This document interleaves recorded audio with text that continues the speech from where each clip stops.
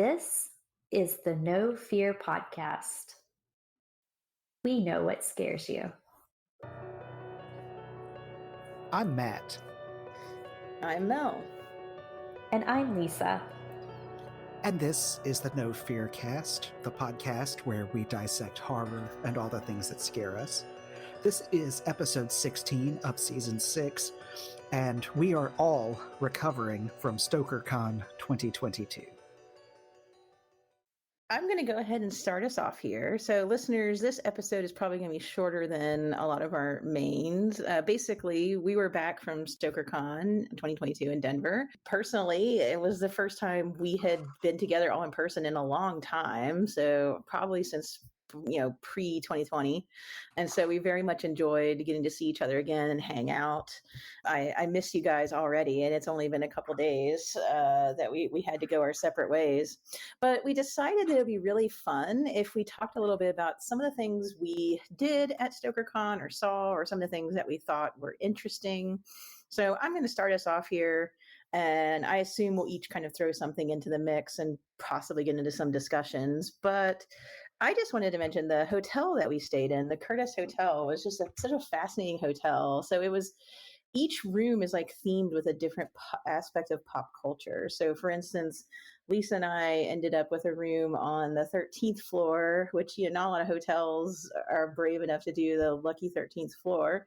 And it was themed for horror, of course. So we had some interesting murals on our floor from horror movies, and I think there was like a raven head coming out of one of the walls and some kind of gothic mirrors going on. So it's a lot of interesting ambiance. I remember seeing on the elevator when the doors open sometimes like a Pac-Man game layout on one of the walls. So looking back, I wish I had done what I planned to do when I got there, which was go to all the floors and kind of look at all the themes and some of the artwork that they had going on each floor.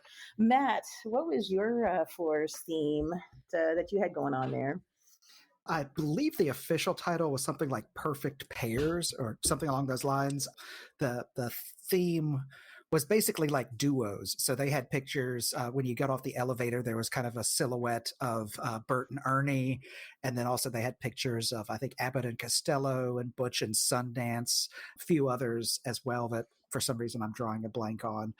It was a pretty cool theme, but I'm going to be honest and say it was nowhere near as cool as the 13th floor. That definitely felt very all in. The entire floor was very, very horror themed, whereas mine looked mostly like a hotel except for some of the artwork on the walls. But I also saw the Pac-Man one on one of the floors too, and I thought that was a pretty neat thing. I like you, I kept thinking to myself I should explore some of these floors, and I just never did. I think by the end of the day, I was just so tired that I just went on autopilot back to my room and collapsed. So I never actually did it. But I kind of that is one of regret that I wish I'd checked out some more of the Curtis. Yeah, I really enjoyed the hotel itself, and I really wish I had gone to check out the sci-fi floor, because that was the other one I heard people mention, that there was a sci-fi floor. I don't remember which floor it was now, maybe like 10 or something, the 10th floor. But I really wanted to go see it. I myself really enjoyed staying on the 13th floor. I think just from this point on, every hotel needs to have a 13th floor, because I know some of them skip it out of, like, I guess, superstition, and they'll go from like 12 to 14. But I think they should all have a 13th floor, and they should all take advantage of that and theme the 13th floor to horror.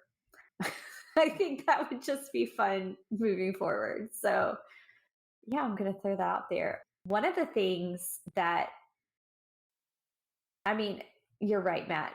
Stokercons are always exhausting. I always just need a couple of days to recover when I come back from one. This one was no exception, especially since I had not been to a convention since the before time, since pre-pandemic. And I think that was a lot too, was just being around people for the first time in 2 years. It was really exhausting. But the fun thing about Stokercon is you're surrounded by so many horror authors, and you get to hear about new books that are coming out, which is one of the things that I really enjoy.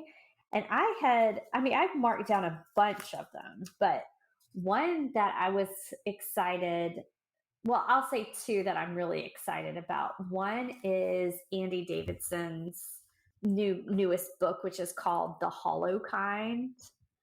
And that one is coming out October 11th. It looks like a lot of fun. It's about a family that has like this ancient evil that's kind of following behind it. So it's gothic, it's southern. I think it takes place in Georgia and South Carolina, at least from what I've read online. And then this old kind of farmhouse in a pine forest that has something kind of very wrong with it, which just sounds like a lot of fun to me. And then the other one that I was really excited about leaving after being at Stokercon is a book called Curse of the Reaper that is also coming out in October. It's coming out on October 4th by an author. I think it's his first novel, Brian McCauley. I hope I'm saying his last name right. But it's being pitched as Scream meets The Shining. So it's about, I guess the main character is a guy who was popular in the 80s because he played a killer in like a slasher franchise. And now he just goes around, going to these kind of horror conventions and signing autographs and things like that, because that's all he's known for, really. And he's getting older, and his fans are starting to kind of fall away and not care about him as much anymore. And then he hears that they're redoing his franchise, but apparently he's being replaced with somebody else. And that's like at the kind of start, I guess, like the inciting incident of the thing. And then it's about him trying to like reclaim what he used to have, but also as it's happening, this kind of psychological supernatural evil is threatening to take him over. So it sounds fun. I mean, they both sound like really different books, but I'm excited for both of them because I love, kind of that throwback slasher, but I also really love Southern Gothic. Like, y'all know I love Gothic. So I'm really excited to read both of those. I don't know. Did you guys find any new books, or maybe new to you, maybe ones that had been out that you're excited to check out after being at Stokercon? I'll actually jump in because that was one of the points that I had kind of pre-prepared for the episode when we were just discussing doing this. As many of you may know, especially our Patreon supporters, when we do our kind of semi-regular episodes where we do recommendations based on things we're reading and watching, I've been on a fairly big sci-fi kick that's probably lasted for the better part of about 2 years.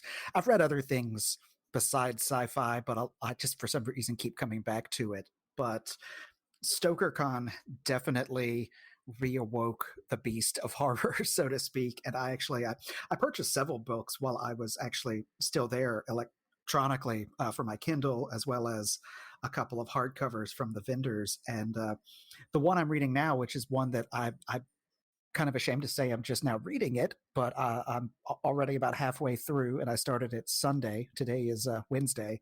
Is Stephen Graham Jones' latest book. Why am I messing up the title in my head? Only Good Indians, I believe, is, or if I'm getting that wrong, it's slightly wrong. Is that right? Yeah, you're right. It's The Only Good Indian. The Only Good Indians. Yes. Yeah. Okay. Sorry, for some reason I just had a complete brain fart there on the title. Yeah, I'm kind of ashamed to say that I hadn't read it yet, but man, it is so good. I'm just devouring it, and I definitely have plans to read some of the other books as well. Some of which one of them that they gave us for free was the novel version of Rabbits, which began as a podcast by I don't think the exact same people, but adjacent to the people that did the Black Tapes and Tanis. So I think that might be fairly high up on my I'm going to read next list as well, because I've heard good things. So yeah, thank you, Stokercon, for kind of kickstarting the horror bug again. Not that I've ever lost it. I just, as far as my personal reading, had drifted more into sci-fi territory for a while. I'm so glad you're reading The Only Good Indians, man. That book is so good. So you'll have to let me know what you're thinking when you finish it. I definitely will. Cool. The book that immediately popped to my mind when we were talking earlier about things we could talk about in this episode was T. Kingfisher's book that's coming out soon, What Moves the Dead. I had known it was coming out and I was super excited, but sometimes like when I know something's coming out and I can't have it, I just kind of stop thinking about it. And so when we got there to register and that was one of the books that was on the table, I was so excited. Lisa, I know you know this because we've talked about this, I think on the Monster Shiro podcast. I may have mentioned this on No Fear when we were recommending stuff, but I love T. Kingfisher's book, The Twisted Ones. And I have her book, the Hollow Places, but I haven't gotten into it yet. I just didn't have enough time during the semester, and then I just pushed it down further in my to be read pile. So I will read that at some point. But this book, What Moves the Dead, just sounds fascinating. I heard a description of it from the folks on the Reading Glasses podcast, and it's basically like an interesting retelling or revision of Poe's the House of Usher, The Fall of the House of Usher, which is one of my favorite Poe stories. And it also involves fungus, which was a big thing in The Fall of the House of Usher. And of course, all the way up to like something like Mexican Gothic. It seems to be something that's reappearing over and over again in horror. So I don't even know much more about it other than it's like a revision, reviewing, retelling of Usher. And I'm psyched. And I was psyched to see some of the cool blurbs that the book had as well. So this summer, I am definitely going to be reading What Moves the Dead. I might even move it ahead of The Hollow Places. And I'm pretty sure you're psyched about that book too, Lisa. So we'll have to compare notes at some point about it. Oh, I cannot wait. I was ecstatic when I saw that they had What Moves the Dead out and available at I guess it was when we checked in for the first day at Stokercon. So for our listeners who like you haven't been to Stokercon or you don't go to a lot of these horror conventions, especially the ones that are really book heavy, a lot of times they will have ARCs available, early copies for you to read that the publisher sends, and so they're free to take. I have been to some. I came away with maybe 3 or 4 books from StokerCon this year. I have gone to a few book conventions that I've almost had to buy a new suitcase. Like I've brought back so many books that they had. So that's one of the really fun things. Like, yes, these conventions are always pricey because you have to pay for the convention and the hotel, and of course, usually like airfare and food, and it does get pricey. But if you're a lover of books, you do get nice nice copies coming. And yeah, I'm really excited for T. Kingfisher's newest one. I mean, you had me at retelling of The Fall of the House of Usher. I love that story. I love Poe. I loved what she did with some of her other books, especially the Twisted Ones. That's one of my favorites.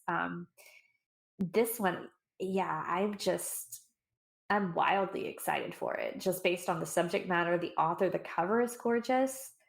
And for our listeners who are curious, it is available for pre-order now. It's going to be out July 12th. So that's earlier than some of these other ones we've talked about. But yeah, I'm really, really excited for What Moves the Dead. There's another book coming out that I'm really excited about that I heard a little bit of buzz about at StokerCon, and then the publisher released the book cover like the day, I think, or the day after I got back. It's Rachel Harrison's Such Sharp teeth. And that one's actually coming out October 4th, too, just like Curse of the Reaper. And you've probably heard me mention Rachel Harrison before. She wrote The Return. She also wrote Cackle. I really enjoyed both of those. And this is a werewolf book. So I love werewolf books. I cannot get enough of them. Matt, you mentioned Stephen Graham Jones.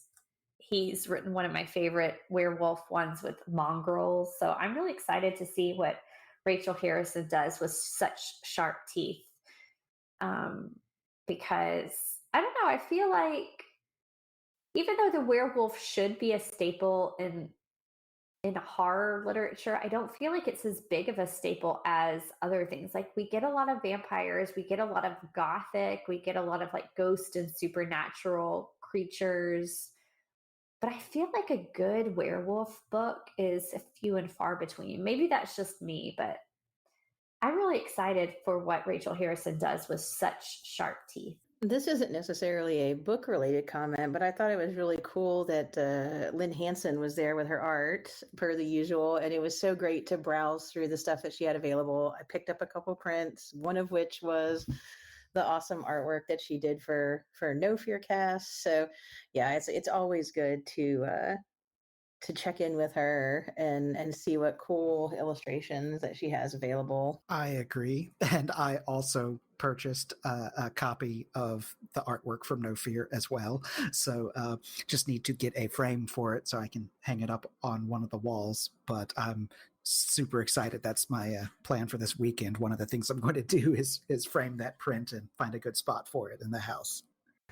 You know, speaking of Lynn Hansen, because you're right, I get so excited every time I see her at one of these conventions because her artwork is so gorgeous. She had a couple of things that I think were standouts besides just the No Fear print, which was super cool to be able to buy and put up on on the wall.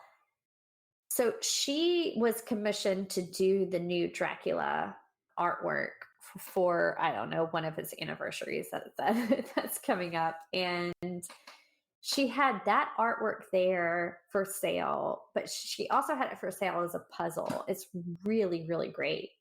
So it's got that, you know, of course, the classic horror with like the Dracula artwork, but then also it's her. So it's fantastic. And then I don't know if you guys noticed, but every day she wore a different dress that featured her own artwork on it. So I think she has it for sale. If she had a book that she let me flip through, so I'm pretty sure you can order it. But I just thought that was amazing because her artwork is so cool anyway. And then, I mean, first to see the Dracula stuff that was great, and that was officially commissioned by the Stoker family. And then to see her artwork and her actually wearing it was really cool. I noticed that too, and that was really awesome. Yeah, that was pretty cool. Well, one other thing that I was kind of curious about for both of you, and I'll share mine first, but I mean, one thing about Stokercon is that there are a lot of panels of authors grouped, you know, in different themes with a moderator and talking about themes. So I'll kind of go first. I think one of my favorites was actually on the first day of StokerCon was there was that panel on cosmic horror that was just really cool to go to. Got to hear some very interesting takes and perspectives on cosmic horror, including from a poet who writes cosmic horror. And I'm completely blanking on his last name, and I feel so awful. I know his name is Max, and Lisa, I think you know him, so you might be able to save me here from that embarrassment. Max Gold, was that yes, who was on it? Yeah. yes, thank you. But yeah, I thought that was just a really fun topic. I've always been a fan of cosmic horror. Of course, I love Lovecraft, but even things that have been done since him, especially, have always really intrigued me. So I thought that was a really interesting panel, really fascinating one to go to. So I was kind of wondering what some of your favorite panels were from the event. Oh, that's a really interesting question. There were two that I think stand out to me just right off the bat. One, I really enjoyed, there was a horror noir, I think it was called horror noir panel that was on Black writers in the horror space. And that was really fascinating. I also enjoyed the banned books discussion that they had about, because it had a few like librarians, and so it was interesting to hear it from that point of view. And then at the very end, at least for me, it was the very end of the convention. There was one on screenwriting that was really interesting. So it was a really wide variety of subjects this year, I felt, but those were the standout ones for me, definitely. That banned books one also was on my list of favorites as well. So, Mel, what about you? Well, for sure, horror noir, that panel popped into my head pretty quickly. I also enjoyed that one, Lisa. I'm glad we were able to go to it. Another one that stands out in my mind, also like the cosmic horror, but another one that kind of stands out in my mind was the podcast and audio horror panel. That was really cool. I mean, we do podcasting, so it was kind of neat to see other people who do it talk about it and different aspects of it that we're thinking about and curious about. So that was fun.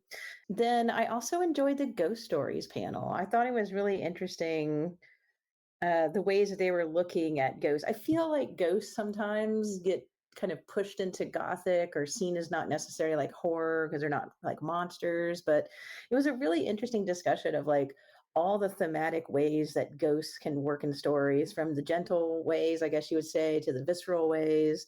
There was even a really interesting discussion of ghosts as metaphor, which is kind of my jam as an academic. And they even talked about sociologist Avery Gordon's work on it. So it was a really interesting panel with some fascinating angles at looking at this horror trope that I think can feel kind of overdone, but still is really fresh. And I mean, I guess I could throw in there too, like the Gothic panel that you were on, Lisa. I mean, it was great seeing everybody try to define Gothic, but the Gothic's been around forever and it's still evolving and still works. So it's neat to see people talking about stuff that's happening now, but I also like seeing writers talking about tropes that have been around for a while and how maybe they're tried and true, but we can kind of keep them fresh. So yeah, I feel like we've talked about practically everything that we could talk about. We talked about the books we're looking forward to, seeing Lynn Hanson's cool art, even the hotel we were staying in. And I think we ended this really well with just talking about the panels that we enjoyed and how they kind of stood out to us, or what we learned. So with that, I feel like we can end this. This is probably a little over half the time that we would typically go. But listeners, I hope that if you went to Stokercon, you enjoyed hearing us discuss the highlights and the things that stood out to us. If you weren't able to go, maybe you'll think about possibly checking it out in the future. It's a great place for horror fans to see different writers and different people involved in the industry and learn some really cool stuff. So we are at No Fear Cast on Twitter and Instagram. We have a Facebook page that you can interact with us on. Our email is nofearcast@gmail.com. If you like what we're doing, you can always support us on Patreon, where you'll get access to exclusive content. Every other week, we have a shorter episode where we either give recommendations or we talk about something we weren't able to fit into our main. Or if supporting us financially is just not something you can do right now, we completely understand. You can always rate and review us through your podcatcher, which is entirely free and helps other listeners find us. Our theme music is by Nicholas Gasparini. Thanks for listening, and we will be back in 2 weeks with a brand new episode.